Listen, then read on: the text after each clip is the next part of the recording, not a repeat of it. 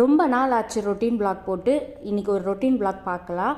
Evening மேலே வந்து செடியெல்லாம் வாங்கிட்டு வந்தது அப்படியே இருக்குது. இப்போவே நட்டு வைக்கலன்னா எனக்கு இன்னும் டைமே இருக்காது அப்படின்னு சொல்லி நான் உட்காந்து அந்த ப்ளம் ட்ரீ வந்து பார்த்திங்கன்னா இது ஓரளவுக்கு தான் வளரும், ரொம்ப பெருசாலாம் வளராது. அதனால் ஹாலில் வைக்கிறதுக்காக இது ரெண்டும் வாங்கினேன். ரொம்ப நாள் விஷ் லிஸ்ட் அது கரெக்டாக ஆர்காட்டுக்கு போய் வாங்கிட்டேன். இன்னொன்று லாஸ்ட்டாக 3வது பிளான்ட் வந்து அந்த சுகர் கண்ட்ரோல் பண்ணுறதுக்கு அது சாப்பிட்டா கண்ட்ரோல் ஆகும்னு சொல்லி ஹஸ்பண்ட் வாங்கிட்டு வந்தார்.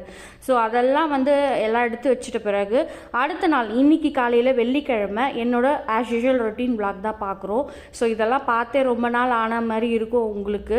ஸோ எல்லாத்தையும் வேலையெல்லாம் முடிச்சுட்டு அதுக்கப்புறம் வந்து ஒரு ஆஃப்டர்நூன் மேலே வந்து துணியெல்லாம் வந்து மேலே காய போட்டுட்டு இருந்தேன். பார்த்தா இங்கே கிளைமேட் வந்து சுத்தமாக சரியில்லை.